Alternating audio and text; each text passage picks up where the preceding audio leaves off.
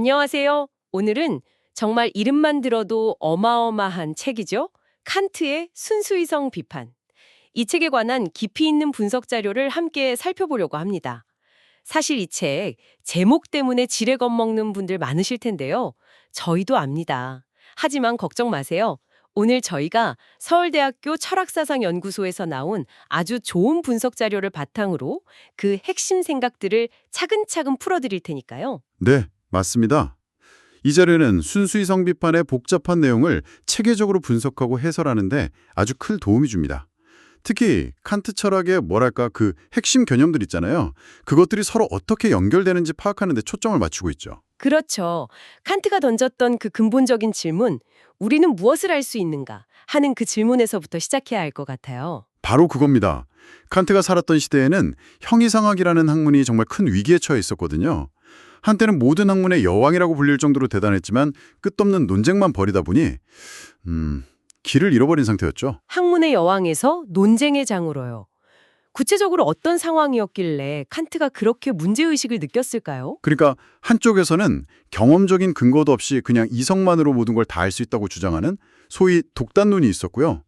또 다른 한쪽에서는 아예 우리는 어떤 확실한 것도 알 수 없다고 주장하는 회의론이 서로 팽팽하게 맞서고 있었어요. 이러니 학문으로서 제대로 설 수가 없었던 거죠.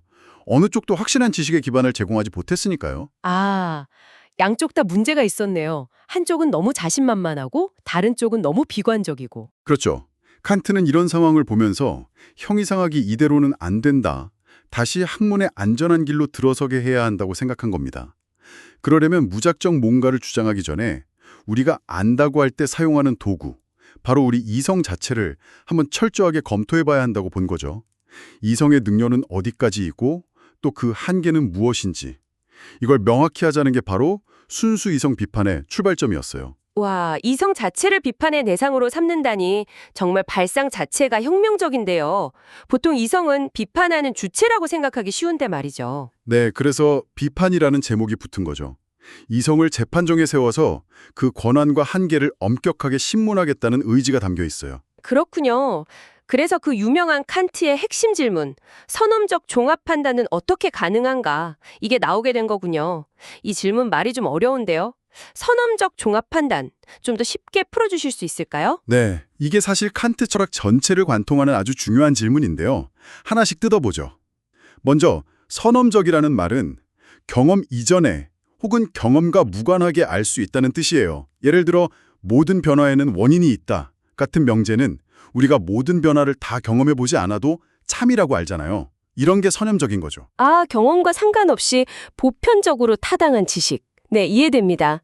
그럼 종합 판단은 뭔가요? 종합 판단은 주어 개념에 이미 포함된 내용을 단순히 분석해내는 게 아니라 주어에 없는 새로운 내용을 덧붙여서 우리의 지식을 확장시키는 판단을 말해요. 예를 들어 모든 총각은 미혼 남성이다. 이건 분석 판단이에요. 총각이라는 개념 안에 이미 미혼 남성이라는 뜻이 포함되어 있으니까요. 새로운 정보는 없죠. 하지만 모든 물체는 무게를 가진다 같은 판단은 종합 판단입니다. 물체라는 개념 자체에 무게라는 개념이 반드시 포함되어 있는 건 아니거든요. 경험을 통해 알게 되지만 새로운 내용을 덧붙여 지식을 넓혀주죠. 잠깐만요. 그럼 모든 물체는 무게를 가진다는 경험을 통해 아는 거니까 후험적 종합 판단 아닌가요? 칸트는 선험적 종합 판단을 물었잖아요. 아, 좋은 지적이세요. 방금 둔 예는 사실 논란의 여지가 좀 있을 수 있고요. 칸트가 주로 염두에 둔 건 수학이나 물리학의 근본 원리들이었어요. 예를 들어 7과 5는 12이다 같은 수학 명제. 이건 단순히 7과 5라는 개념을 분석해서 나오는 게 아니라 12라는 새로운 결과가 종합되는 거죠. 그런데 이게 특정 경험에 의존하지 않고 언제나 참이잖아요. 그러니까 선험적이면서 종합 판단인 거예요. 또 직선은 두 점 사이의 최단거리다 같은 기하학 원리나 물리학의 작용 반작용의 법칙 같은 것도 마찬가지로 선험적이면서 종합적인 판단으로 봤습니다. 경험을 통해 확인될 수는 있지만 그 타당성 자체가 경험에서 오는 건 아니라고 본 거죠. 아하, 수학이나 물리학의 기본 법칙들. 그건 경험 이전에 이미 참인 것 같으면서도 단순히 개념 분석은 아닌 것 같고 확실히 지식을 넓혀주니까요. 바로 그겁니다. 칸트의 진짜 질문은 이거였어요. 수학이나 물리학처럼 이렇게 확실하고 보편적이면서도 지식을 확장해주는 선험적 종합 판단이 과연 형이상학에서도 가능할까? 만약 이게 가능하다면 형이상학도 드디어 논쟁만 하는 게 아니라 과학처럼 확실한 학문으로 자리 잡을 수 있을 거라는 희망을 본 거죠. 와, 그러니까 선험적 종합 판단의 가능성 여부가 형이상학의 운명을 결정짓는 열쇠였다는 거네요. 정말 중요한 질문이었군요. 이 엄청나게 어려운 질문에 답하기 위해서 칸트가 내놓은 아이디어가 바로 코페르니쿠스적 전환이라고 들었어요. 이건 또 어떤 내용인가요? 네, 말 그대로 인식에 대한 생각을 180도 뒤집는 발상입니다. 그 이전까지 대부분의 철학자들은 우리의 인식이 외부에 있는 대상에 맞춰져야 한다고 생각했어요. 우리가 사물을 보고 듣고 만지면서 그 사물의 모습이나 성질을 우리 마음속에 받아들인다고 생각했죠. 즉, 대상이 중심이고 우리의 인식은 그걸 따라가는 거울 같은 역할이었어요. 그게 일반적인 생각 같은데요. 우리가 눈으로 봐야 사과가 빨갛다는 걸 알잖아요. 그렇죠. 그게 상식적인 생각인데 칸트는 여기서 과감한 가설을 세웁니다. 만약 그 반대라면 어떨까? 우리의 인식이 대상을 수동적으로 받아들이는 게 아니라 오히려 대상이 우리의 인식 능력의 틀에 맞춰서 구성되는 거라면 마치 코페르니쿠스가 우주의 중심을 지구가 아니라 태양이라고 생각해서 천문학의 문제를 해결했던 것처럼 칸트는 인식의 중심을 대상에서 우리의 주관, 즉 우리 마음의 구조로 옮겨보자고 제안한 겁니다. 대상이 우리의 인식 틀에 맞춰진다. 이게 선뜻 이해가 잘 안 가는데요. 그럼 우리가 세상을 그냥 맘대로 만들어낸다는 뜻인가요? 그럼 사람마다 세상이 다 다르게 보일 수도 있는 거 아닌가요? 너무 주관적인 이야기처럼 들리기도 하고요. 아주 중요한 질문입니다. 여기서 오해가 생기기 쉬운데요. 칸트가 말하는 주관은 개인마다 제멋대로인 그런 주관이 아니에요. 칸트가 말한 건 우리가 현실을 임의로 창조한다는 뜻이 아니라 우리 인간이라면 누구나 보편적으로 가지고 있는 인식의 형식 또는 인식의 틀이 있다는 거예요. 예를 들면 우리가 세상을 경험할 때 시간과 공간이라는 틀 안에서 경험하잖아요. 또 어떤 사건을 볼 때 원인과 결과라는 관계로 파악하려고 하고요. 이런 시간, 공간, 인과율 같은 것들이 외부 세계에 원래부터 그렇게 존재하는 게 아니라 우리 마음 안에 미리 갖추어져 있는 형식이고 모든 경험 내용이 이 형식을 통해서만 우리에게 들어온다는 거죠. 잠깐만요. 시간과 공간이 우리 마음속에 있다고요? 그건 좀 충격적인데요. 시간과 공간은 그냥 세상에 객관적으로 존재하는 거 아닌가요? 칸트의 주장이 바로 그거예요. 시간과 공간은 경험에서 얻어지는 개념이 아니라 오히려 모든 경험을 가능하게 하는 우리 감성의 선험적 형식이라는 거죠. 우리가 어떤 사물을 경험하려면 그 사물은 반드시 시간 속의 어느 한 시점에 그리고 공간 속의 어느 한 위치에 있어야만 하잖아요. 시간과 공간 없이는 어떤 감각적 경험도 불가능하다는 거예요. 그래서 칸트는 시간과 공간을 외부 세계의 객관적 실제가 아니라 우리 마음이 경험을 받아들이는 방식, 일종의 안경 같은 거라고 봤어요. 모든 인간이 이 똑같은 안경을 쓰고 세상을 본다는 거죠. 아하, 그러니까 개인적인 주관이 아니라 인간 보편의 주관 같은 거네요. 우리 모두가 같은 시간 공간 안경을 쓰고 같은 인과관계 서랍장을 가지고 세상을 본다. 뭐 이런 느낌인가요? 왜? 정확히 그런 비유가 가능합니다. 우리 모두에게 공통적으로 내재된 이 인식의 틀 때문에 우리는 세상을 제멋대로가 아니라 객관적이고 보편적인 방식으로 경험하고 이해할 수 있게 된다는 거죠. 이것이 바로 선험적 종합 판단이 가능한 근거가 되는 거고요. 와, 코페르니쿠스적 전환이라는 말이 정말 실감나네요. 인식의 중심을 완전히 우리 안으로 가져온 거군요. 그럼 칸트는 이 보편적인 인식의 틀, 우리 인식 능력을 구체적으로 어떻게 분석했나요? 방금 시간, 공간, 인과율 같은 걸 말씀하셨는데. 칸트는 우리의 인식 능력을 크게 두 가지 원천 또는 두 개의 기둥으로 나누어 설명합니다. 첫 번째 기둥이 바로 감성, 시니칼리티예요. 감성은 외부로부터 자극을 받아들여서 직관을 형성하는 수동적인 능력입니다. 그런데 그냥 날 것 그대로 받아들이는 게 아니라 방금 말씀드린 시간과 공간이라는 우리 감성 고유의 선험적 형식을 통해서 받아들여요.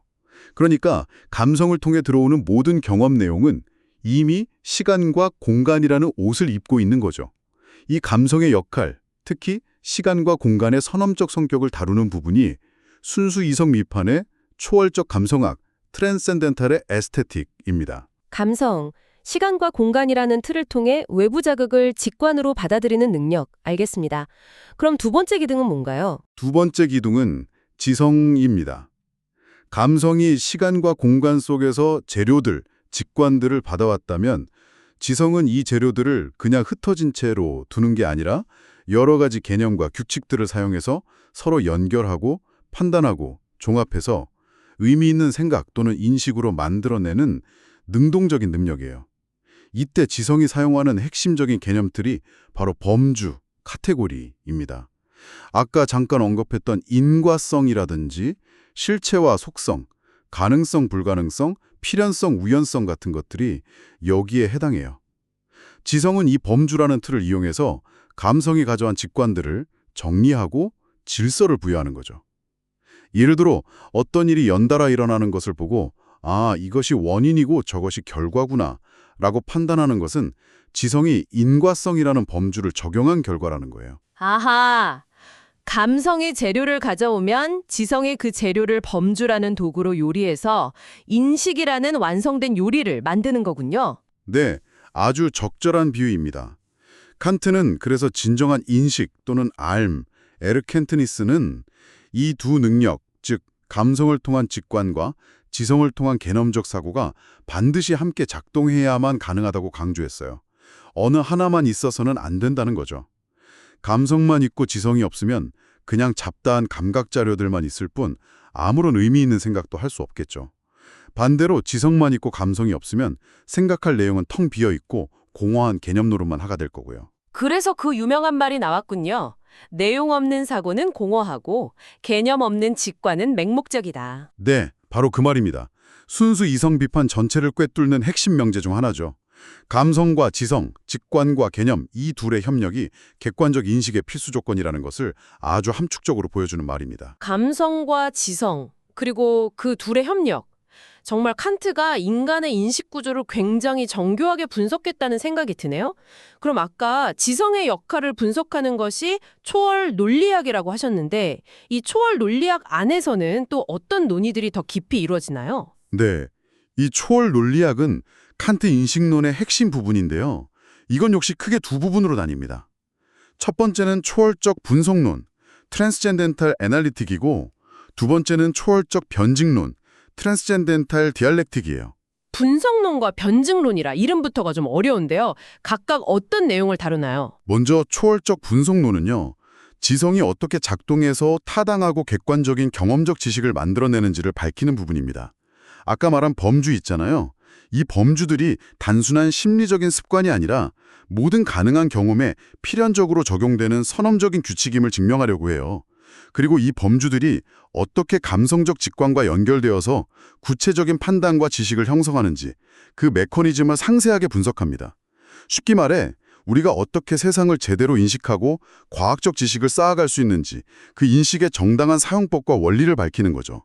그래서 칸트는 이 부분을 진리의 논리학, 로직 데어 바이라이트라고 부르기도 했습니다. 아, 초월적 분석론은 지성이 올바르게 작동하는 방식, 그래서 진리, 즉 객관적인 지식을 얻는 과정을 설명하는 부분이군요. 그럼 초월적 변증론은 뭔가요? 이름에 변증이 들어가니 뭔가 논쟁이나 오류와 관련이 있을 것 같은 느낌이 드는데요. 네, 정확히 보셨습니다. 초월적 변증론은 우리의 이성, 칸트는 지성과 이성을 구분하는데요. 이성은 경험을 넘어서 더 궁극적이고 통일적인 원리를 추구하는 더 높은 능력이라고 봤어요.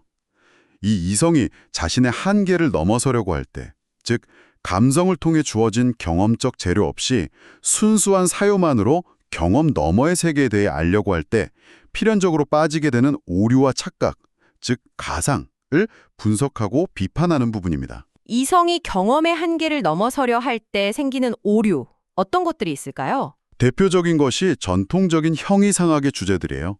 예를 들어 순수 이성만으로 영혼은 불멸하는가, 우주는 시작이 있었는가, 아니면 영원한가, 신은 존재하는가 같은 질문들에 대해 확실한 답을 얻으려는 시도들이죠. 칸트는 우리가 이런 질문들에 대해 아무리 논리적으로 따져봐야 결국에는 서로 모순되는 주장들, 칸트는 이걸 이율배반이라고 불렀어요. 부딪히거나 증명할 수 없는 주장들을 증명된 것처럼 착각하게 된다고 봤습니다. 왜냐하면 이런 문제들은 우리의 감성이 경험적 자료를 제공해 줄 수 없는 영역에 속하기 때문이죠.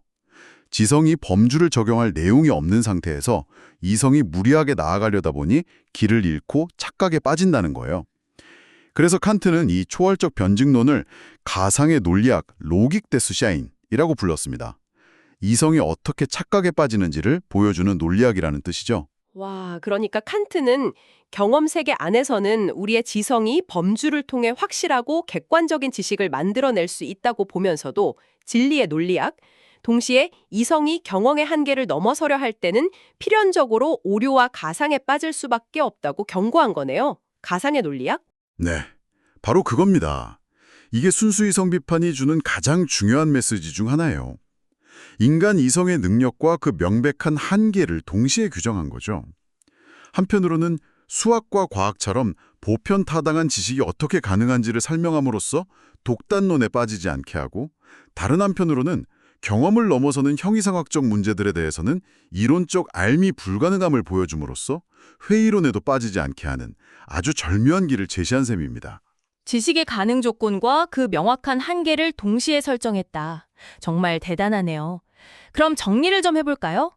칸트는 순수이성 비판을 통해서 결국 무엇을 말하고자 했던 걸까요? 네, 정리하자면 이렇습니다.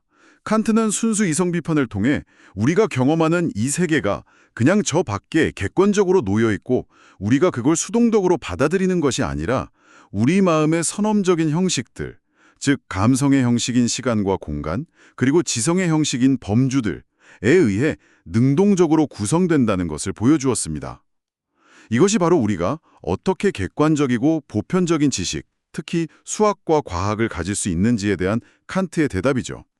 우리 모두가 같은 인식의 틀을 가지고 있기 때문에 가능하다는 겁니다. 하지만 동시에 우리의 이론적 인식 능력은 이 경험 가능한 세계, 즉 현상, 페노메나의 세계 안에서만 타당하게 작동할 수 있다는 한계 또한 명확히 했습니다. 우리의 인식 틀을 벗어난 영역, 칸트가 사물 자체 또는 본체, 누메나라고 부른 영역, 즉 시간, 공간, 범주 같은 우리의 인식 형식으로 파악되기 이전의 진짜 실제 그 자체에 대해서는 우리가 이론적으로는 결코 알 수 없다는 것이죠.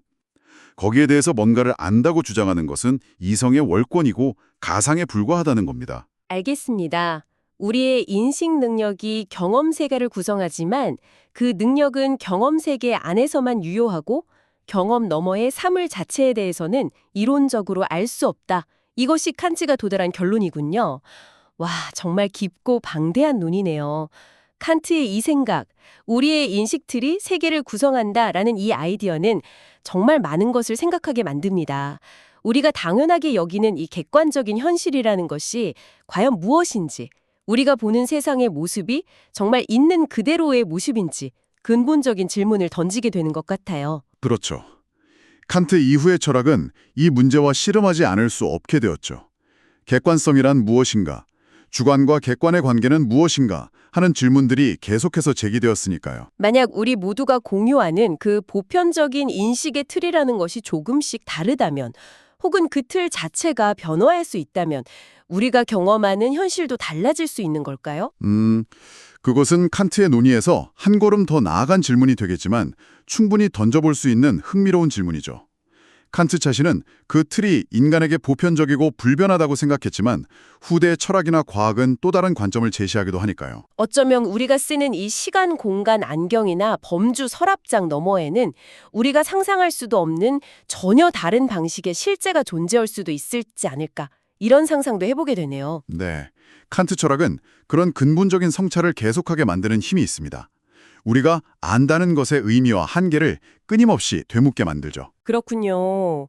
이 흥미로운 질문, 어쩌면 답을 찾기 어려운 이 질문을 오늘 저희와 함께 탐구를 들어주신 여러분께 한번 남겨드리고 싶습니다.